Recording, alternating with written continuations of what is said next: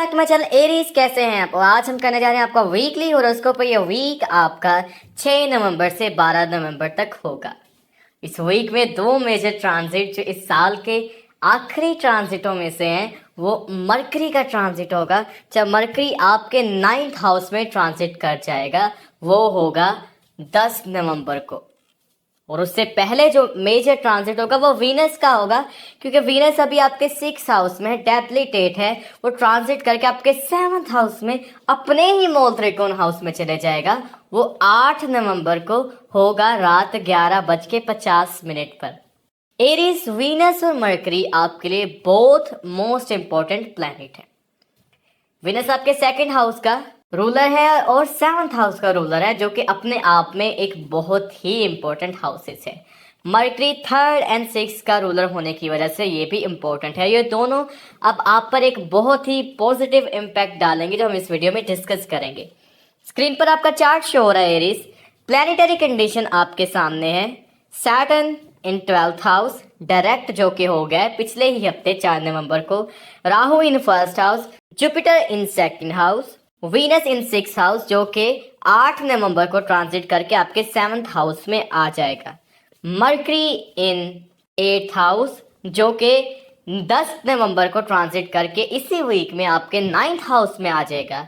तो ये रही आपकी planetary condition with sun and Mars your ruling planet in 8th house. Mars अपने ही हाउस में है, जो कि 12 नवंबर से यहाँ पर है। तो मार्स आपके लिए पॉजिटिविटी क्रिएट कर रहा है, रॉयलिटी लेके आ रहा है। और मार्स अब मैच्योर हो रहा है, क्योंकि अब मार्स भी बहुत जल्द ट्रांजिट कर जाएगा। पहले मार्स ट्रांजिट करेगा, फिर सन ट्रांजिट करेगा। तो मार्स आपके लिए आपकी फिजिकल एनर्जी, आपका विगर को तेज कर रहा है। एक अलहदा सी आपके अंदर इंटेंशन सी क्रिएट कर रहा है कोई काम करने के लिए। स्केड्यूल बन रहे हैं, पंक्चुअलिटी देखी जा रही है एरीज। तो तमाम चीजें आपकी तरफ लेके सेक्सुअल ड्राइव बहुत अच्छी की हुई है मार्स ने यहाँ पे। वीनस आपके 2nd और 7th का रूलर होने की वजह से वो आपके 6th हाउस में डेप्लीटेट था। लेकिन अब वीनस 8 नवंबर को जब ट्रांजिट करके आपके 7th हाउस में आ जाएगा, तो वीनस यहाँ पे बहुत ही प्रोडक्टिव हो जाएगा, क्योंकि वीनस को यहाँ पे किसी और प्लैनेट की जरूरत नहीं होगी कि जो कि इसे स्ट्रेंथ दे। पहले वीनस को मरकरी की जरूरत थी, लेकिन अब वीनस को मरकरी की जरूरत भी नहीं होगी। अब वीनस 7th हाउस में आ जाएगा, जो कि राहु की ओपोजिशन में होगा। पहले वीनस सैटर्न की ओपोजिशन में था, तो जो कन्फ्लिक्ट क्रिएट कर रहे थे, अब वो कन्फ्लिक्ट वीनस और सैटर्न के खत्म हो चुके हैं, क्योंकि इन दोनों के कन्फ्लिक्ट नहीं होने चाहिए थे। ये दोनों मेजर प्लैनेट है और फ्रेंडली प्लैनेट है एक दूसरे की तरफ। 7th हाउस में एक तो इम्पोर्टेंस है कि इसने वो क्लैशेस खत्म किए जो वीनस और सैटर्न में थे। अब वीनस आपके यहाँ पे एक्सपेंसिव और रिलेशनशिप को संभालेगा एरिस। 7th हाउस में वीनस के होने की वजह से आप एक बार फिर मोहब्बत में पड़ सकते हैं और उसकी तरफ इमोशनली कनेक्ट हो सकते हैं। और हो सकता है कि आप फिजिकल रिलेशनशिप में भी आ जाएं। अगर आप पहले से ही कमिटेड हैं, यानी आप रिलेशनशिप में हैं लेकिन आपका कोई लीगल रिलेशनशिप नहीं है, तो आप हो सकता है कि आप एरीज उन रिलेशनशिप को अपने लीगल में ले आए। 7th में होने की वजह से एक्स्ट्रा ऑर्डिनरी बिजनेस पर आपको इफेक्ट देगा। 7th के साथ साथ 2nd का भी रूलर है, तो बिजनेस को इनहेंस करेगा और उस बिजनेस से आपको प्रॉफिट बहुत ज्यादा होगा। और वो प्रॉफिट आपकी वेल्थ को, आपके बैंक फाइनेंसेस को इंक्रीज करेगा। यहाँ पे वीनस जब 1st हाउस पे अपना एस्पेक्ट डालेगा, ऑपोजिशन क्रिएट करेगा, तो वीनस यहाँ पे आपको एक फायरी स्ट्रक्चर देगा। इन दिनों में वीनस आपको अट्रैक्टिव बनाएगा, एक अट्रैक्शन दिखेगी ऑपोजिट सेक्स, मतलब लोग, अगर आप मेल हैं तो आपकी तरफ फीमेल अट्रैक्ट होती हुई नजर आएंगे, और अगर आप फीमेल हैं तो मेल आपकी तरफ अट्रैक्ट होते हुए नजर आएंगे। ये वीक रोमांटिकली बहुत इंपॉर्टेंट हो गया, मनी के हिसाब से बहुत इंपॉर्टेंट हो गया, रिलेशनशिप को बिल्ड करेगा। पब्लिक हाउसेज में होने की वजह से वीनस यहाँ पे अपने ही हाउस में होगा, तो आपको पब्लिकली कनेक्ट करेगा नए लोगों के साथ, जो आपको तरह तरह की अपॉर्चुनिटी देगी आपके बिजनेस में। वो बिजनेस किसी की तरह का भी हो सकता है एरिस। इसके बाद जो मेजर ट्रांजिट होगा वो मरकरी का होगा। मरकरी भी 8th हाउस में बैठा हुआ था स्कॉर्पियो साइन में।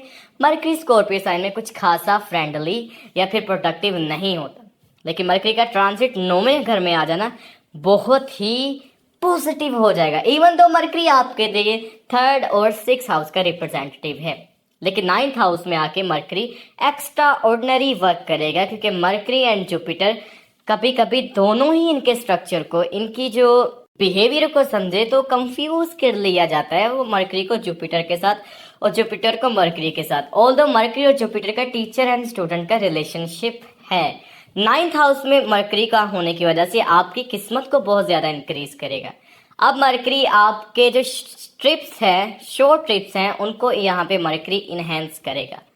मरकरी 9th में बैठा हुआ आपको किसी न किसी रिलीजियस पिलग्रमेज की तरफ आप जा सकते हैं, कोई ना कोई एक्टिविटी करते हुए नजर आएंगे। एरीज और ये एक्टिविटी यहाँ पर बहुत पॉजिटिवली वर्क करेगी, आपकी प्रेयर्स स्ट्रांग होती हुई नजर आएगी, आपकी स्पिरिचुअल लाइफ स्ट्रांग होती हुई नजर आएगी। जो एरीज फॉरेन सेटलमेंट के लिए या फिर फिलहाल फॉरेन रिलेशनशिप में या फिलहाल फॉरेन ट्रैवलिंग करना चाहते थे, उन एरीज के लिए ये वक्त इंपॉर्टेंट होगा। और एरीज 3rd हाउस का 9th में होने की वजह से 3rd हाउस ही 3rd लॉर्ड जो आपके 9th हाउस में आ गया, तो एक और पॉसिबिलिटी दिखाता है एरीज। जो सिबलिंग आपसे दूर है, मतलब जो सिबलिंग्स आपके फॉरेन में हैं, जब 9th हाउस में 3rd लॉर्ड आ जाएगा तो फॉरेन से हो सकता है कि आपके सिबलिंग आपको विजिट करें, आपको मिलने आए नवंबर में। तो ये एक तरह की पॉजिटिविटी क्रिएट कर रहा है। 9th हाउस में मरकरी का होने की वजह से आपको यहाँ पे बहुत सारे ट्रिप्स भी करवाएगा, आपको फॉर्चुनेट फील करवाएगा, सडन गेन्स आपकी तरफ होते हुए नजर आएंगे। एरीज तो वक्त पॉजिटिव ही हो रहा है। रूलिंग प्लैनेट इसके बाद मार्स भी आ जाएगा, तो वो हम उसकी एस्ट्रोलॉजिकल जो स्टडी होगी वो बाद में डिस्कस करते रहेंगे। एरीज सन जो कि 8th हाउस में आपके 5th हाउस का लॉर्ड है, यहाँ पे सन अपने से 3 बैठा हुआ है, तो मतलब आपके जो बच्चे होंगे उन पर कुछ ज्यादा मेहनत करवा सकता है या फिर इरिटेशन क्रिएट कर सकता है। लेकिन एरीज सन की एनर्जी यहाँ पर 1 मंथ तक रहेगी। 22 नवंबर को सन भी ट्रांसिट कर जाएगा, तो सन भी एरीज आपके लिए पॉजिटिव ही हो जाएगा। एरीज सारे प्लैनेट अब पॉजिटिव है आपके लिए। सैटर्न नेगेटिविटी क्रिएट कर रहा है 10th हाउस में और लोग इसे 7.5 कह रहे हैं, और रूल के अकॉर्डिंग तो ये 7.5 ही है। अगर किसी एरीज का सैटर्न नेटल चार्ट में वीक है, यानी इनके बर्थ चार्ट में वीक है, तो उनको ये 7.5 लग रही होगी, फील हो रही होगी। लेकिन अगर किसी एरीज का सैटर्न एग्जॉल्टेड है, एक्सेल्ड बैठा हुआ है, लिब्रा में बैठा हुआ है, या अपने ही साइन में कैप्रिकॉर्न एक्वेरियस में बैठा हुआ है, तो वो एरीज इस 7.5 को नहीं फील कर पाएंगे, क्योंकि सैटर्न बाय बर्थ ही उनका स्ट्रॉन्ग है। ऑल्दो उन्हें कोई भी स्क्वायर भी हो, तो सैटर्न यहाँ पे नेगेटिव बिहेव नहीं करेगा।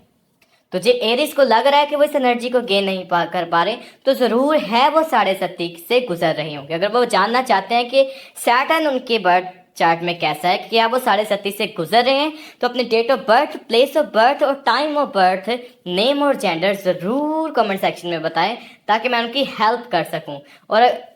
और जो भी इंपॉर्टेंट रेमेडी होगी 7.5 से रिलेटेड, मैं उनको वहां पे बता दूंगा। अगर वो जेमस्टोन की रेमेडी करना चाहते हैं तो अपना टाइम और बर्थ भी जरूर मेंशन करें। मेरे हिसाब से एक ही गुजारिश है कि चैनल को सब्सक्राइब कर दीजिए, वीडियो को लाइक एंड शेयर कर दीजिए, ताकि आप जुड़े रहिए हमारे साथ हमारी ऐसी ही इंटरेस्टिंग वीडियो के लिए। तभी के लिए हम मिलते हैं अपनी नेक्स्ट वीडियो में।